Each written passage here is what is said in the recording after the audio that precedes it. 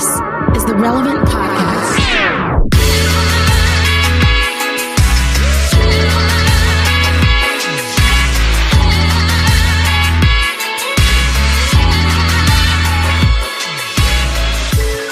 It's Tuesday, December 22nd, 2020, and it's the Relevant Podcast. It's Christmas week, everyone. Here in Orlando, I am your host, Cameron Strang, and before I introduce the cast, I want to let you know that today's episode is brought to you by Christian Planner. The 2021 annual dated Christian Planner is made by Christians for Christians. It's designed for modern Christians to help keep you organized and Christ at the center of your life. It's available in 3 bindings and multiple colors. It's eco-friendly and made in the U.S. With the Christian Planner, you can walk in your faith throughout the year with space for journaling and sermon notes. As a listener of the Relevant Podcast, you can also right now get free 3-pack of CrossGrid notebooks for a limited time. Just add the 3-pack of CrossGrid notebooks to your cart and enter the code RELEVANT at checkout. Be sure to check out their amazing site-wide holiday deals and purchase your planner today at christianplanner.com. Start 2021 the right way. christianplanner.com. Okay, like I said, I'm your host, Cameron, and joining me from Loverland, Virginia, is Jesse Carey. Hello, hello. From Austin, Texas, author, speaker, podcaster, Jamie Ivey. Hey, guys. And from Nashville, Tennessee, artist, producer, mogul, Derek Miner. Yoski. Well, we have a great show in store for you today. Coming up later, we have Bethel artists Paul and Hannah McClure. You may know them as the McClures. They have a new Christmas album out called Christmas Morning, which is only in a few days. So we thought, hey, it'd be great to have them on joining us. And if you listen to Friday's episode, you know that it's the end of the year. It's the holiday season. We're just popping it neutral. Everybody's just kind of chilling. You're not working as hard as you usually do. No different here on the Relevant Podcast. It is Christmas week. It's 3 days before Christmas. We're going to have a Christmas party here today, everybody. So if you heard Friday's show, this is kind of a continuation. We're going to do a couple of the same things. Number one, here at the beginning of the show, I got some party icebreaker questions, Christmas party icebreaker questions for the cast. We're going to get to those in a second. And at the end of the show, we have your game, your Christmas game coming up. Tyler Huckabee is going to join us here in a sec. And he told us that when he was putting this game together, it was absolutely the most fun thing he did all year. So all year professionally. Speaking of Tyler, welcome to the show, Relevant Senior Editor Tyler Huckabee. Hey, man. Hey, everybody. Merry Christmas. So this is like the after party, Cameron. If we had the Christmas party on Friday, this is the after party. Right. Where the cool people still hang out at the party. Oh, yeah. You know, like the Relevant Christmas parties, guys, you'd have the one, and then like the fun. And then there's like another one. It's like, we'd go. Yeah. The second one was always way better. The crazy magicians would show up. You remember weird things happened at the after parties. Yeah, exactly. I mean, some of the best magic I've ever seen was at Speaking of relevant parties, when I joined this cast earlier in the year, I was like, you know what? I get to go to a Relevant Christmas party. I know. Yeah. And now look at us. There's a pandemic. So there's a pandemic. Stupid pandemic. Hey, we'll make up for it. 2021 is going to be full of all the milkshake parties you can handle. March, yeah. Hey, my birthday's in March, so maybe we'll have a belated Christmas party / We'll all be vaccinated up by then. Spring solstice party. We're going to celebrate all the pagan rituals in 2021. Yo, relax. It's going to be our own midsummer. You know, just our own weird. We're going to go around the maypole and relax. With our milkshakes. Y'all all right. are crazy. Anyway, kicking things off, if you heard Friday's show, I had a few questions teed up. Same thing here. I'm going to randomly ask the cast a few things, just to loosen things up, get the party started, right? It's the week of Christmas. Hopefully you have all your shopping done, but who is the toughest person you have to buy for this Christmas? Who's the toughest person you have to buy for and why? Mine's my husband, hands down. Toughest. Why? It feels so weird when you get married because I'm like, what do you need? And then not to be weird, I'm like, he could just go buy it. Right. And so it feels like I want something unique, but I don't want to, he's so hard to buy for. Why don't you be thoughtful and do something from your heart? Well, all of it would be from my heart. But he can't, not just going to the mall and buying him something he could buy. What if you had something made or it's too late now, but whittle him something. Yeah. Or I'll keep doing his laundry. I'll give him a coupon that says I'm going to keep doing your laundry for the next year. Merry Christmas. Here's a coupon for your laundry. You can pay me for the other years of it I've done, but this will cover you for the next few weeks. Merry Christmas. I love it. I think that's a great idea. What about you, Derek? Anybody really hard to buy for? Yeah, mine. You just hand cash to everybody you love, don't you? I do, but at the same time, well, no. I buy gifts. That's what I'm saying. I buy gifts, but if you're saying like if I'm gonna be lazy, that's what I'm gonna do is give them cash. And if you ask me what I would rather accept, I'll take cash. Like cash is cool. You know what I mean? Like you don't have to buy me nothing because I might not like it. But my wife, she is very picky. Extremely picky. So it's the opposite of Jamie's situation where she just doesn't know what he wants because he just buys his own stuff. With you, your wife is just picky. She's you're picky. like, I think she might like this, but she wanted the other brand of the thing or whatever. And then after a while, for her, I'm just like, hey, just don't spend over blah, blah, blah, blah, blah. Aaron's like that too, though. When we were first married, I would buy him like a shirt or something, and he would always take it back. It doesn't hurt my feelings, but now I'm like, oh, well, this is pointless because now we got to make an extra trip. Exactly. Just give them the cash. Yeah. You feel me?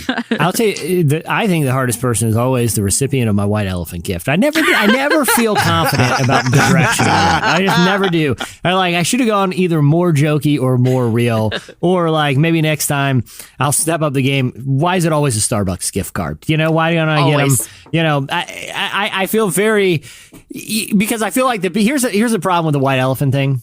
I feel like a lot of people are going to be wrestling this for the next couple days here, you know, leading up to Christmas, is, you know, you got to fully commit here. All right? Like if you're going to take a swing and try to do something cool within the price range and not go Michael Scott and get the iPod, you know, it's got to be cool.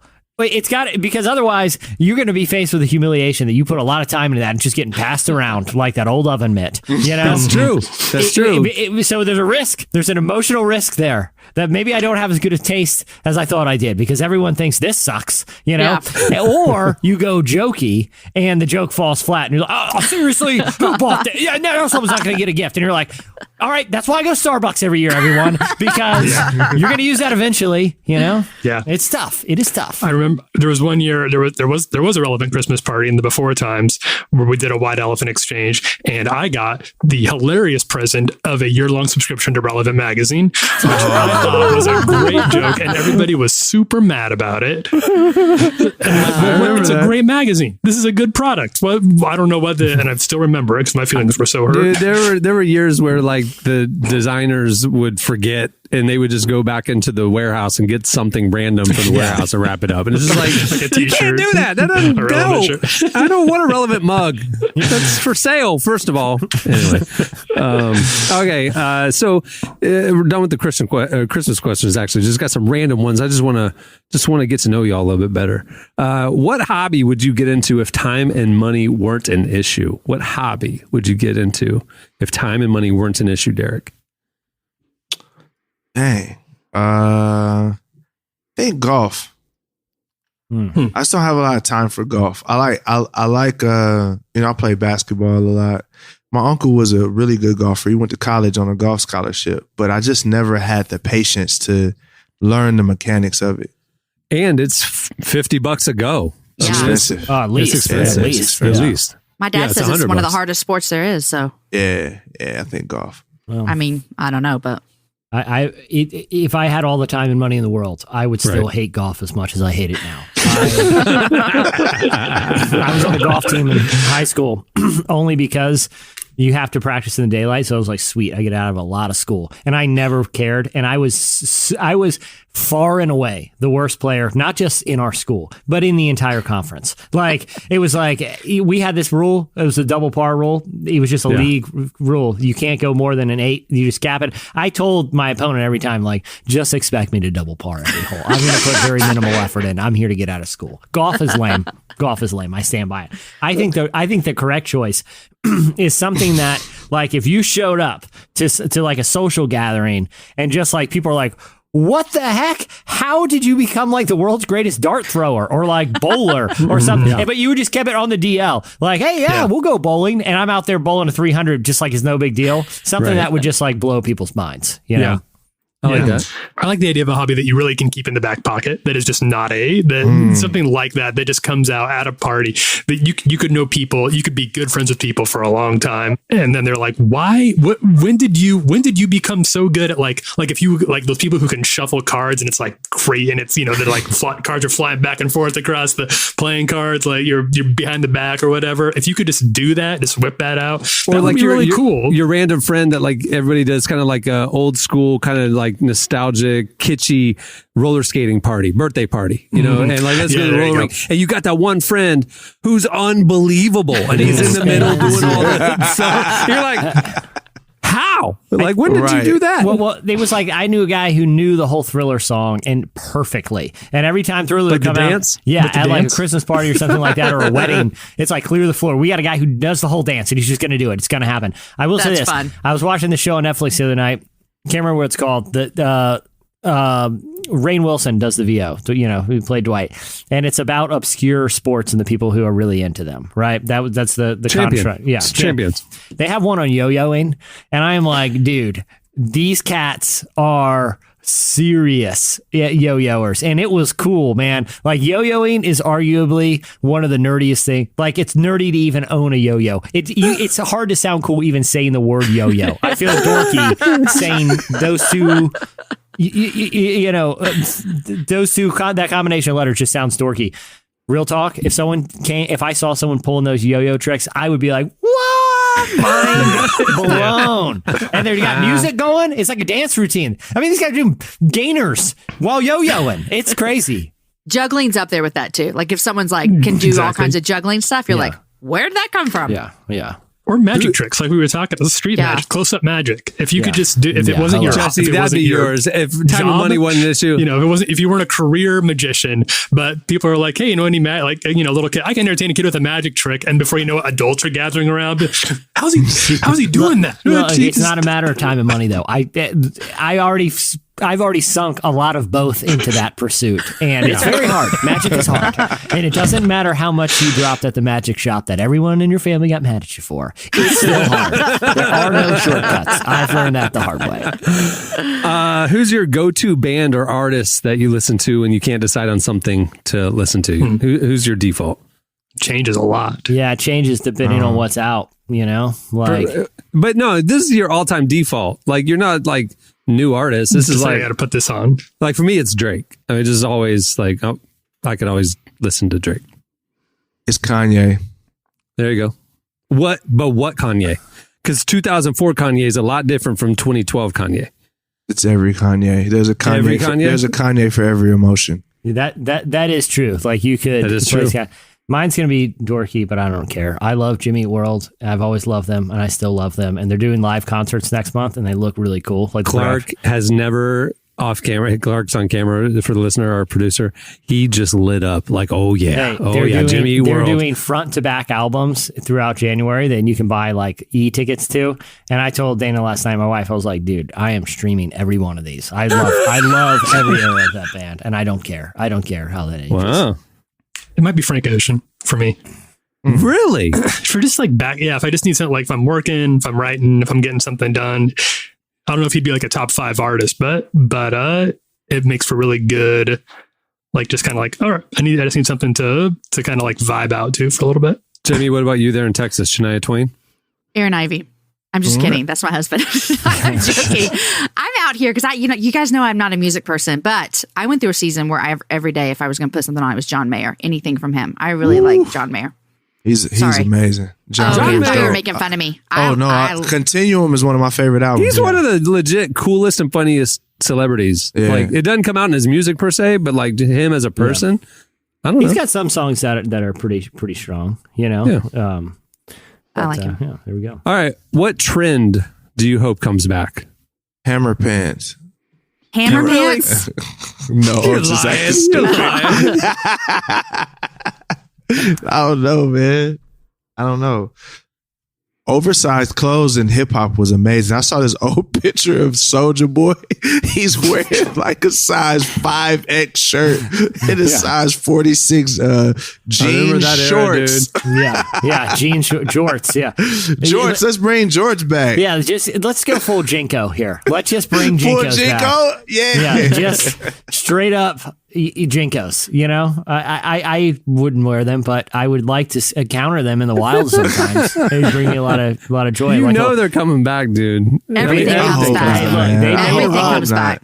It starts out ironically, and then then it hits mainstream. I hope not, man. Not Jinkos. My prediction is the backlash from all the fitted clothing that we've seen the past decade is clothes are going to get baggier by about an inch a year up until 2030. That's just my Dude, take. It absolutely is going to happen. If you actually look at fashion, I mean, even what Jerry's doing with Fear of God, but like fashion houses, which dictates what hits the malls about 3 years from now, it's all getting oversized again. It's all getting bigger and bigger and bigger. So I think it's happening. The 90s. It's the 90s. Harry Styles has got those bell bottoms on. It's on the way. It's happening.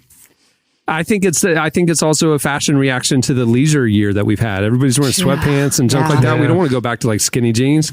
It's like our legs are breathing this year, you know? Yeah. All right. What job would you be terrible at? Oh. I mean, professional golfer for sure. Job would I be terrible at?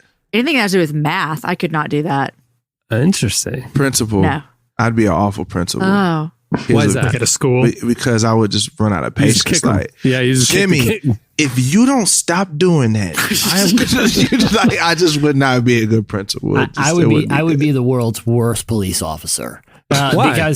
Because I'd be like, just get out of here. I don't really care. I mean, look, we take up much time. I get you in trouble, or we can call your parents. It's a lot of paperwork to write you up for jaywalking. You're good. Quit doing that, man. Just don't throw any more eggs at that house. All right, but hey, that'd be cool. Maybe more officers need to be like that, dude. I mean, but I'm just saying, like whatever metrics I would probably be. It's like, dude, that bad guy is running really fast right now, and there's no way I'm going to catch him. So I'm out. We'll get him next time. I'm going to set up one of those net booby traps. I'll get him. Don't worry. We'll figure something out. I'd actually be like a worse doctor because I'm pretty like worst case scenario type person. So every time they'd be like, oh, you got a cough? You probably have cancer. I'm just saying it's a possibility. It's a possibility. I need to check for cancer next. Let's not rule anything out because all these things are options. Well, put some ice on it. And also, I'm going to get you a CT scan. And I'm going to put Mm-hmm. Yeah, you're a hypochondriac. I don't know. It's a weird mole. I don't know what to tell you.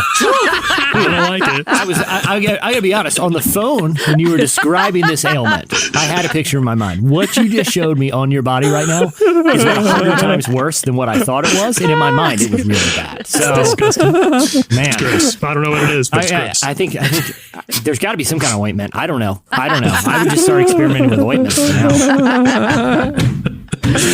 Okay. If you could turn any activity into an Olympic sport, what would you have a good chance at winning a medal for?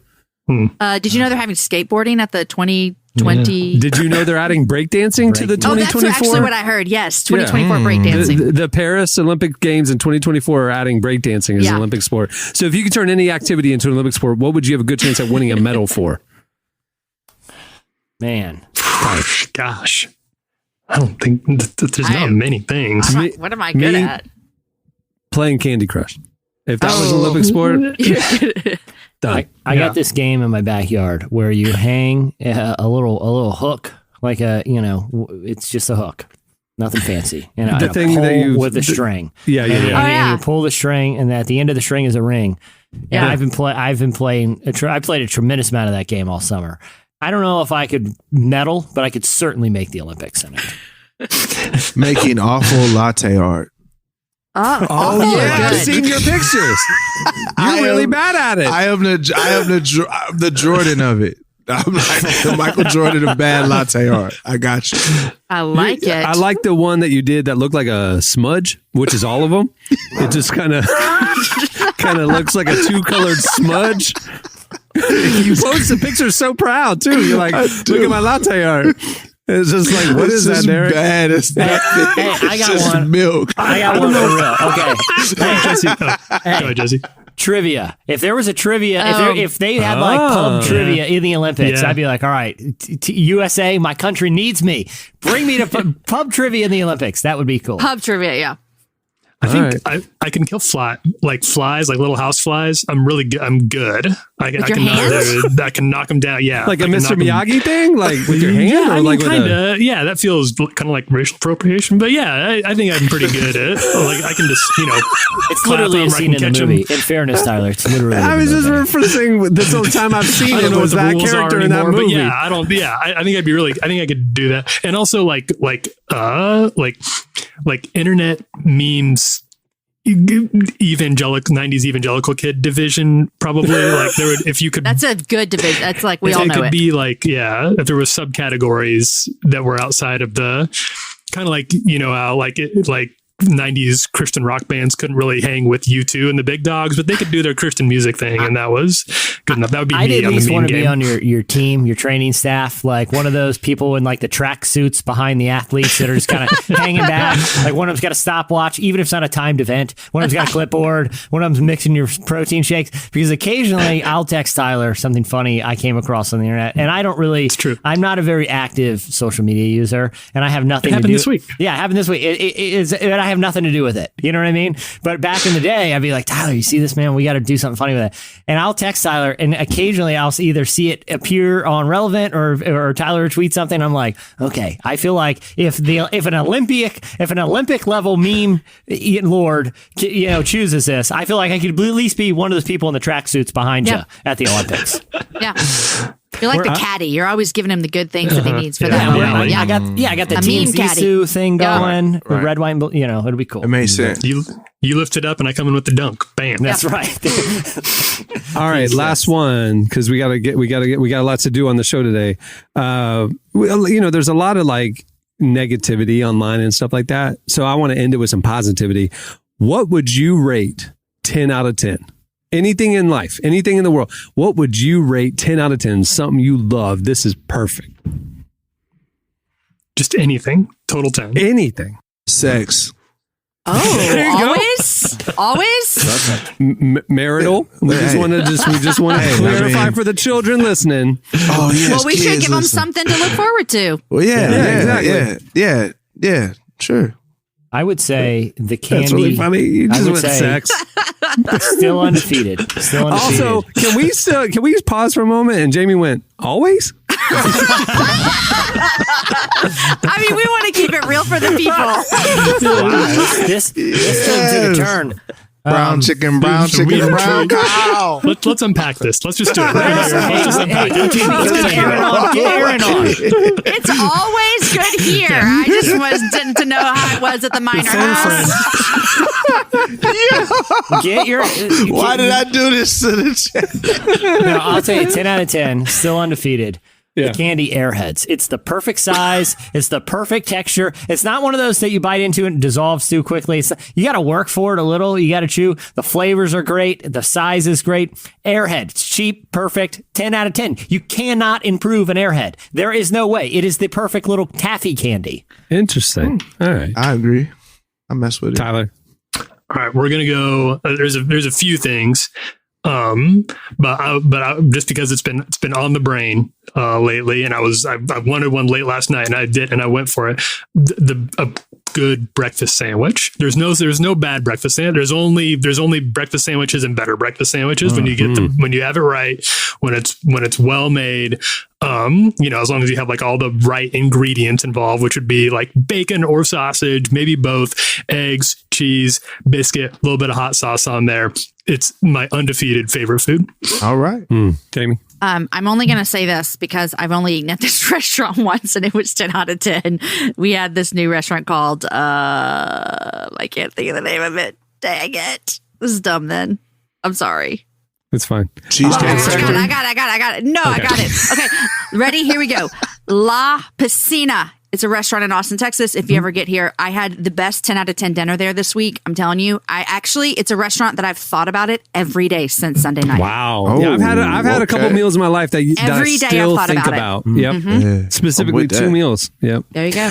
For me, it's that smell when you are opening the box of a fresh pair of Nikes. Like that and you're just about to lift up the paper and see the shoes that you've been saving up for, like just got smell. and that smell. Oh, I love that feeling.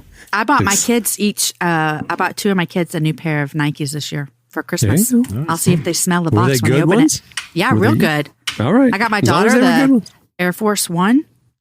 Hopefully that she's good? not listening to the show. That's what I was saying. I'm like, is this before? I got the cleanest, whitest Monarchs money can buy. 60 pounds. The age you can wear them into your golden years. The perfect shoe for your 50s in Nike Monarchs. All right. Stay tuned. Up next, Paul and Hannah McClure join us. The party's on. The feeling's here. It only comes this time of year. We're simply having a wonderful Christmas time. Simply having a wonderful Christmas time. You're listening to The Shins. The song is Wonderful Christmas Time. It is a selection on A Very Relevant Christmas, Part 2. We have 3 Christmas albums and actually a 4th one going up today or tomorrow over at Spotify. It's called A Very Relevant Christmas. Just search for it. It's a great mix of indie artists, Christian artists, some R&B, some folk. It's amazing. It's really good. A Very Relevant Christmas. 4 albums available now. You'll find The Shins, A Wonderful Christmas Time on Part 2. Well, today's show is brought to you by Convoy of Hope. I have to say, I never expected what we're facing today. But in response to this pandemic, Convoy of Hope has delivered more than 100 million meals to people who've needed it most. Single mothers, children who rely on school lunches, and families struggling to make ends meet. We know that for many, this is a time of great uncertainty. The truth is, no one knows what tomorrow will hold. But we do know this. We will face tomorrow together. And we can all do something, whether it's a share on social media, a financial gift, a prayer, or simply smiling at a neighbor from a safe distance. If we all do our part, hope has more than a chance. It's a guarantee. To support Convoy of Hope's mission, visit convoyofhope.org/relevant. Give today. I know everybody's looking for ways to give back during the holiday season. There is no better organization than Convoy of Hope. They're doing amazing work in the U.S. and around the world. Convoyofhope.org/relevant. Do it now. Tell them I sent you. Well, Paul and Hannah McClure, the McClures, are worship leaders with Bethel Music. They've been featured on songs like Jesus, We Love You, How Great a King, and a lot more. They sat down with our very own Tyler Huckabee this week to talk about their new Christmas album, Christmas Morning. Here's part of our conversation with Paul and Hannah McClure. Glory, glory in the highest God. We praise you, Savior, Savior to the lost and broken. Jesus, Jesus, our Redeemer, here to save us. My heart sings hallelujah. All right. So, how has 2020 been for you two? It's been wild. We were supposed to do a lot of traveling at the beginning of the year and supposed to have like 45 tour dates with Big Daddy Weave. That got cut short because of COVID. So that in itself has been weird. We just haven't been doing our normal traveling as everybody has. And then we, earlier in the year in July, we got pregnant and then miscarried. And I had to have a surgery that went poorly. So we had like a traumatic hospital stay. So that took up like 6 months of our year. Yeah. So that was wild. So, and it kind of seems like the theme of 2020, everyone I talk to, it's like just a massive, Crazy stuff. like a year of shaking, like something either emotional or in their family or physical. It's just been a wild ride. Yeah. Yeah, that's it's been so, I guess, kind of startling to realize life doesn't stop when big things happen, and I'm really, really sorry you went through that. So you go through all this, and then you decide to write a Christmas album. Tell me about that. That's a really big creative undertaking in the middle of a year like this. I mean, we've been wanting to do a Christmas project for years. I mean, we love Christmas and Christmas music, and every year somehow we do the tree lighting thing or some Christmas thing. And so we've always loved it. But we had talked earlier in the year about trying to do a Christmas project. It was Bethel Music didn't think they could make it happen this year, and then all of a sudden they were like, "Well, actually, let's do it. Let's do an EP." So it was pretty. It seems like always projects are like, "Okay, hurry up and do it really fast." So we didn't get the green light though until like August, and then it was going to be like mostly covers and then one original, and then they heard a bunch of the stuff we've been writing. We're like, let's actually do the opposite. Let's do 5 originals and 1 cover. And we're like, okay.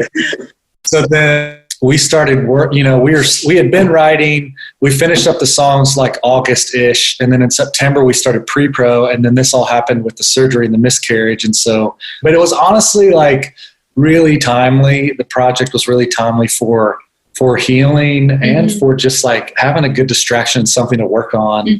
It was really beautiful getting to write towards the project, getting to be in the studio with our friends. We did it all in Reading with our friends, getting to record in the barn with all of our friends. It was just like, it was really beautiful and healing for us. So I'm actually glad the timing worked out like it did, because it was a good distraction for us. Yeah, it didn't feel stressful, surprisingly. Yeah. It just felt like actually a good, it felt right. And it kind of lifted our eyes back up to sing songs about Jesus and, the story of his birth. It just kind of felt like a good way to lift our eyes back up to what's important. Yeah.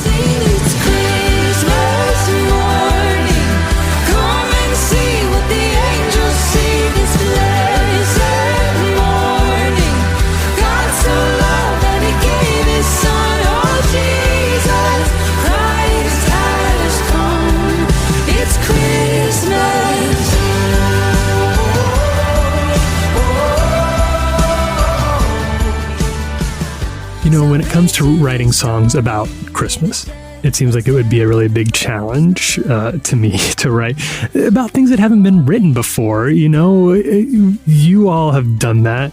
I think there's really fresh content on this EP. So what went into that? Someone was joking yesterday, like, what makes it a Christmas song? Like, you just say it's a Christmas song and then it's a Christmas song. I'm like, well, jingle bells, and you say baby Jesus in Bethlehem. It's a Christmas song. No, I mean, I think it was fun having a specific topic and theme to write around. And we wrote with really awesome people as well. Tony Wood, Joel Taylor, Daniel Bashta, and they had, Tony Wood especially had such great Christmas content. But I think, like, you should say, because you said it the other day, like writing fresh language and all that stuff. I think we do like the challenge of it. Like, how can we retell the story so that it does feel fresh? And one of our main goals was for it to be worshipful as well, since we are worship leaders and we know what it's like to be a worship leader around Christmas time and looking for things to incorporate in your sets. So that between those two, like, having a fresh take and then something that's worshipful, I actually think it was something that was fun and helped drive the direction of the album. Yeah, I agree. I think a lot of us have this idea that when you're writing worship songs, it's like this magical experience, but from what I understand, it really just takes discipline. It's a real craft. It takes time. Yeah, it's true. I think we had even that misconception early on as songwriters that, like, unless it was an inspired moment, it doesn't count. And so that's why I wrote very few songs as an early songwriter, because I was rarely inspired like that. But I think we've learned a lot over the years, and even, trips to Nashville, even to write with people there, that's their livelihood.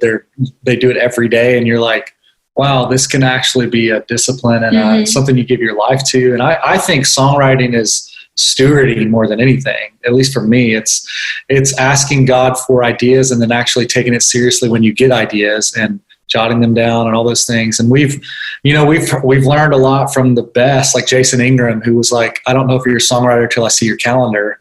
And when I heard that, I was like super convicted, because I was like, I don't have it anywhere on my calendar. It's just like whatever happens. Yeah. So, I mean, yeah, it's definitely true, because even this album, we're like writing it in the scorching heat of Reading, and it's about Christmas and snow. And you definitely have to treat it like you take it seriously. And I think God honors that when you ask for something and then you actually do the work of stewarding that. I think he honors that by giving you more ideas and more inspiration. So It's good.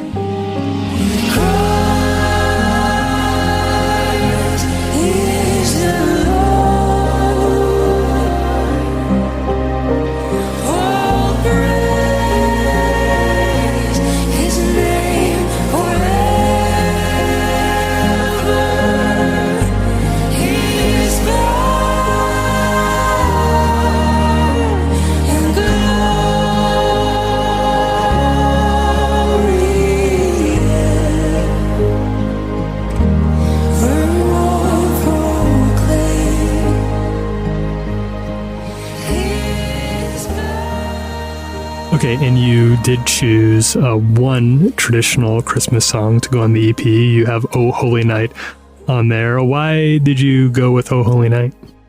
That's my personal favorite Christmas song. And it was really easy to incorporate it in the worship set, because the lyrics are so worshipful. yeah. You can just read them without any of the music, and it's just the most powerful words. But yeah, it was so much fun getting to sing that. And I just got lost in it every time, because it's just so beautiful. It's such a good song. Okay, last question. Given the year we've all had, and especially for you two, there's a lot of pressure on the holiday right now. We can sing about peace and joy and all that, but a lot of people aren't feeling that right now. So what would you say to people that want to have peace but don't know how to right now? Yeah. Yeah, man, that's a good question. I think two sides to that. We're learning a lot right now. We've met these people in Nashville, actually, Dr. Glenn and Phyllis Hill, who have really been teaching us a lot about emotions, giving voice to your emotions, processing your emotions. And I think in church world, it's easy just to say like, hey, be joyful and have joy. And it's like, okay, like you said, like, great, that sounds really good, but I don't feel that. And so I think we've learned a lot, even in this season of disappointment, of like, hey, I feel really sad. Yeah. And that's okay. Like, I feel sad, and it's okay to be sad today. But I think there's also very real truth to the Holy Spirit is the comforter, and Jesus came to bring peace to earth. And so I think definitely giving voice to your emotions and being okay with being sad and all those quote negative emotions that we say, but really like bringing that to Jesus and saying, Jesus, I feel sad. Like the holidays for me are painful. We did a tree lighting service last night and prayed for, hey, raise your hand if the holidays for you are like triggering and not fun. And a lot of people raise their hand. And so I think it's important to be honest with Jesus and take that to Jesus.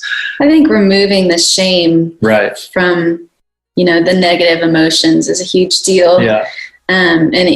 We've been forced over the past 6 months, especially, to get comfortable with feeling sad and, losing a baby and, all the thoughts that you have.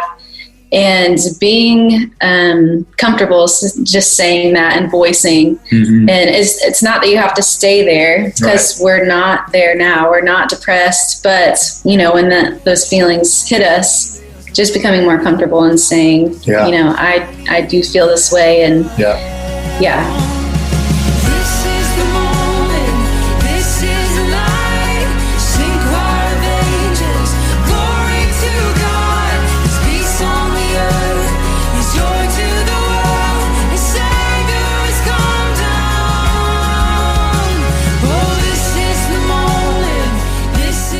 That was Paul and Hannah McClure. Check out their brand new Christmas album. It's called Christmas Morning, wherever you get your music. Stay tuned. Up next, it's our Christmas game. Chestnuts roasting on an open fire, Jack Frost nipping at your nose. carols being sung by the choir and folks dressed up like Eskimos. Everybody knows some turkey and some mistletoe. You're listening to Judah and the Lion. The song is The Christmas Song, otherwise known as Chestnuts Roasting on an Open Fire. Well, today's episode is brought to you by podcast creation platform Anchor. If you haven't heard about Anchor yet, it's the easiest way to make a podcast. First of all, it's free. There are custom tools that allow you to record and edit your podcast right from your phone or computer. Anchor will then distribute your podcast for you so it can be heard on Spotify, Apple Podcasts, and every major platform. The cool thing is you can also make money from your podcast with no minimum listenership. It's everything you need to make a podcast in one place.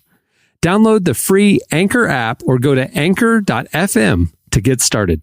Okay, it is time for, if you listen to Friday's show, you know we ended the show with a Christmas game. We're doing the same today. Tyler is going to be the host of it. It is called Santa Maybe. Santa, maybe, who are you really? Santa, maybe, could you tell me, yeah. All right, Tyler, you're hosting it. Take it away. Tell us about the game. All right, so this game is going to be. I had way more fun researching this game than I thought I would. What's going to happen is I'm going to read you Santa lore from around the world.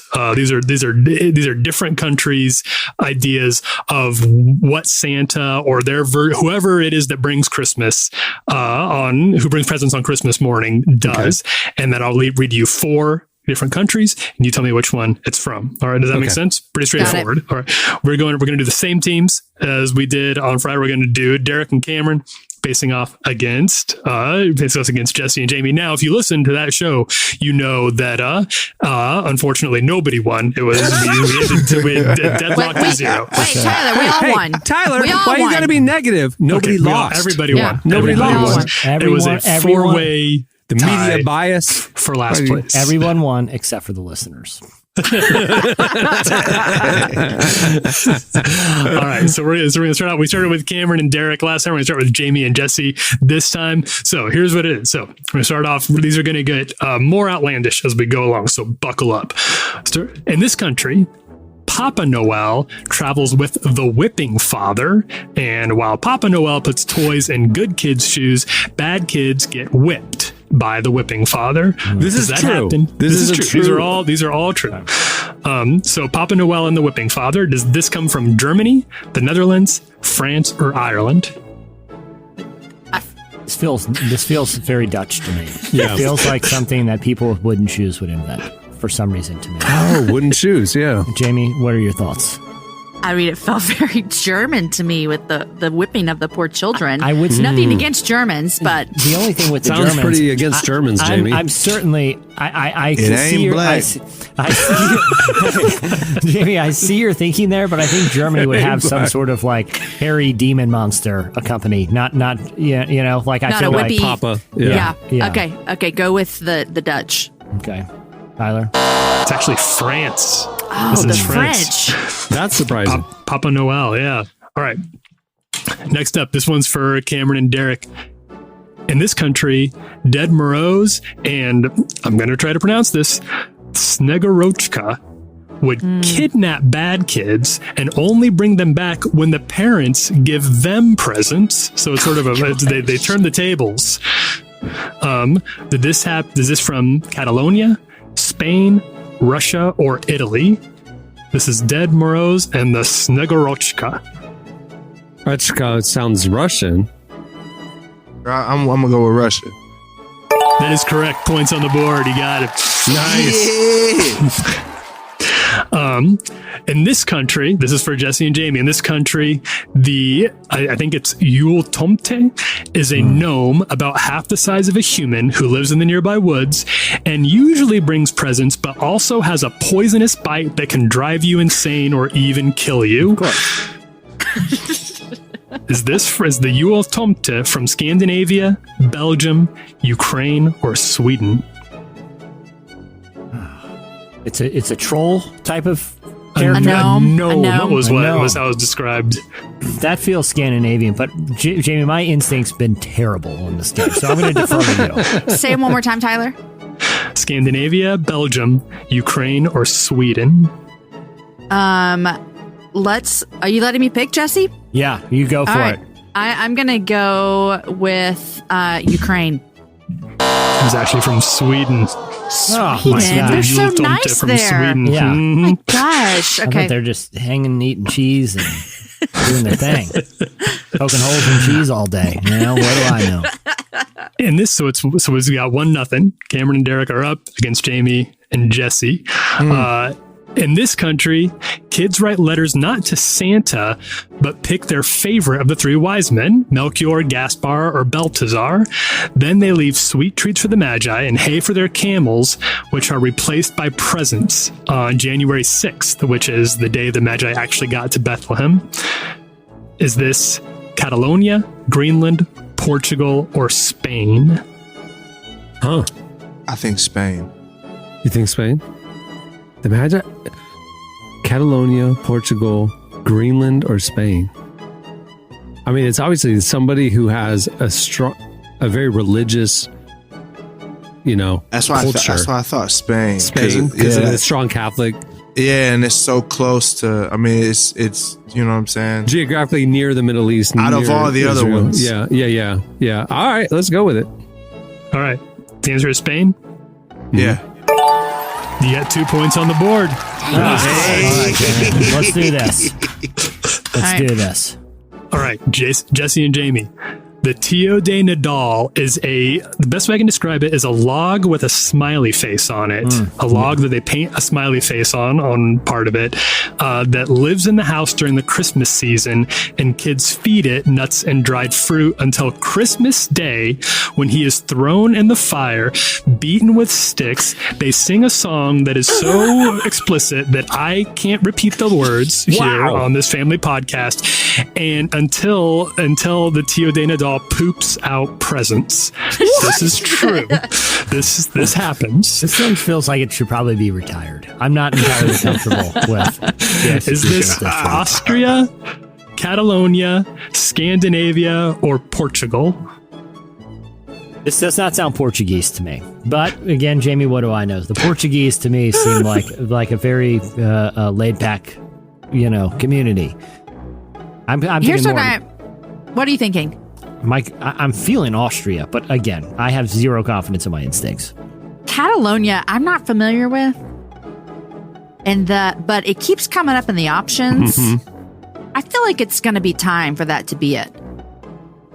Let's go with that. Jesse, I just took over. Yep, Sorry. Done. Jesse and Jamie, points on the board. Boom. It's 1-2. I knew it. It was So- Catalonia. I have to pull a Michael Scott right now because we're out of time. We're out of time. So, we need to call the show. So call the game. So I guess we'll go with whoever's up right now is the winner. Who is that? Oh, wow. It's the basketball episode from the All office. I do is win, no matter what. Congratulations, Derek. Merry Christmas. That was a good one. That was a good debut edition of Santa, maybe, who are you really? Santa, maybe, could you tell me, yeah. Hey, Tyler, you know what we should do? Just for the folks, since I know you have more questions and more fun facts, why don't we turn that into an interesting listicle for the website, relevantmagazine.com. I guess we can do that. Everybody go check it out. Christmas we week. can pop it on there.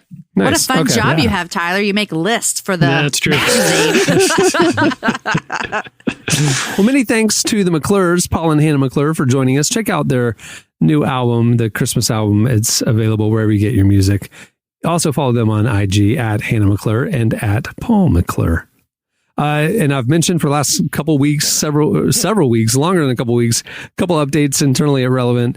Going into the new year, we are hiring. We are looking for an account executive who will handle our advertising and partnerships, as well as a social media creator and writer. Check out both job descriptions and apply at relevantmediagroup.com. Also, as you've been hearing throughout the show, we have a very relevant Christmas, a 4-part collection of albums available on Spotify for free. Just our little gift for you guys. It's a good soundtrack for all the holiday festivities. On that note, we'll wrap it up. I'm Cameron Strang. I'm Jesse Carey. I'm Jamie Ivey. And I'm Derek Miner. I'm Tyler Huckabee. Hey, everyone, Friday is Christmas. We will not have a new show. So be with your family and we'll be with ours. We'll be with you next week for the best of 2020 episodes. So basically, this is the last new episode till the end of the year. Thank you for an amazing year, everyone. Tune in for the best of the week after Christmas. And thanks to you guys, the cast. You guys are incredible. It's been so much fun. Have a great holiday season and we'll see you on the other side.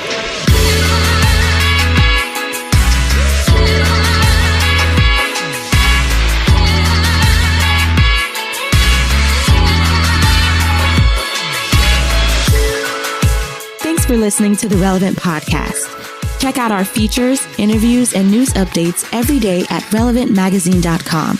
And make sure to follow Relevant on Facebook, Twitter, and Instagram for the latest.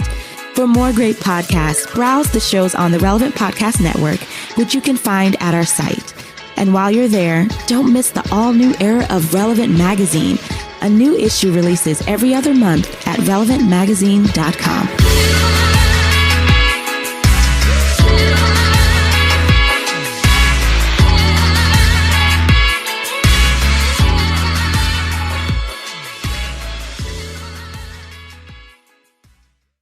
Merry Christmas. Here's a coupon for your laundry. Relevant Podcast Network. Time is precious, and so are our pets. So time with our pets is extra precious. That's why we started Dutch. Dutch provides 24/7 access to licensed vets with unlimited virtual visits and follow-ups for up to 5 pets. You can message a vet at any time and schedule a video visit the same day. Our vets can even prescribe medication for many ailments, and shipping is always free. With Dutch, you'll get more time with your pets and year-round peace of mind when it comes to their vet care. Go to Dutch.com to get vet care that is always there for just $92 a year.